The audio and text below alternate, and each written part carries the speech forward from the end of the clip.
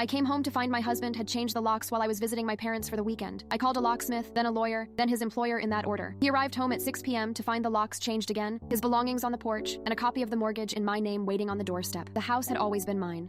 I came home Sunday evening to find my key wouldn't turn in the lock. My husband hadn't answered my texts all weekend, which wasn't unusual when he had the house to himself. What was unusual was the brand new deadbolt on the door ID owned for 8 years before we even met. I bought this house in 2016 with my inheritance. David moved in after we married in 2019, but the deed stayed in my name. He signed a post-nuptial agreement acknowledging this his idea actually, after his first divorce got messy. I never thought I'd need to remember that detail. The locksmith arrived within 45 minutes. He took one look at the situation and asked if I had proof of ownership. I pulled up the county assessor's website on my phone and showed him the deed. He had the new locks drilled out in 12 minutes. Inside, I found David's clothes arranged in the master bedroom like he'd been planning this. His gaming setup sprawled across my home office. The wedding photo on the mantle was turned face down. In the kitchen, he'd left a note on the counter. Needed some space. Stay with your parents a few more days. I called my attorney at 4:47 p.m. She'd handled the post-nup and knew the situation immediately. Don't touch anything, she said. Document everything. I'll file tomorrow. Then I called David's office. His boss, Richard, had been to our house for dinner twice. I am sorry to bother you on Sunday, I said. Is David working late? He changed our locks while I was away, and I am concerned about his judgment. Richard went quiet. He told us Friday he was taking bereavement leave. Said your mother passed. My mother had answered the door that morning in her bathrobe, annoyed I'd woken her before 9 a.m. I took 74 photos. Every room, every moved item, the new locks, the note. I photographed the Ring doorbell footage showing David leaving Friday morning with 2 suitcases and returning twice Saturday to move items. I downloaded our bank statements showing the $847 he transferred to his separate account Thursday night. My neighbor Patricia knocked around 5:30 p.m. She'd seen everything. I didn't know what to do, she said. He had a woman with him yesterday. Blonde, maybe 30. She was measuring the windows. I changed the locks myself this time. I am handy that way, my father taught me. New deadbolts, new strike plates, the works. Took me 90 minutes and cost 150 sets at the hardware store. Then I moved every item David had touched back into the garage. His clothes, his computer, his collection of vintage vinyl records he valued at $12,000. I sealed it all in contractor bags, labeled them with a silver Sharpie, and stacked them beside his car, which was also parked in my garage, registered in his name, paid off with his money. David pulled into the driveway at 6:23 p.m. I watched through the window as he tried his new key, then the old one, then started swearing. He called my phone 11 times. I was inside, 15 feet away, declining each call. He saw the bags, started loading his car. That's when he found the envelope taped to his windshield copies of the deed, the postnup, and a preliminary divorce petition my attorney had emailed me while I was changing the locks. His car was gone by 7 p.m. Richard called me Tuesday to apologize and confirm David was on unpaid leave pending an investigation. The company has a strict ethics policy about fraudulent leave requests. The blonde never came back to measure anything. Patricia said she saw David loading boxes into a different woman's apartment across town on Wednesday. My locks work perfectly now. I had new keys cut, just one set, just for me. The house is quiet again, exactly how I left it before I knew what silence could cost. Was I supposed to just sleep at my parents' forever while he played house with someone new?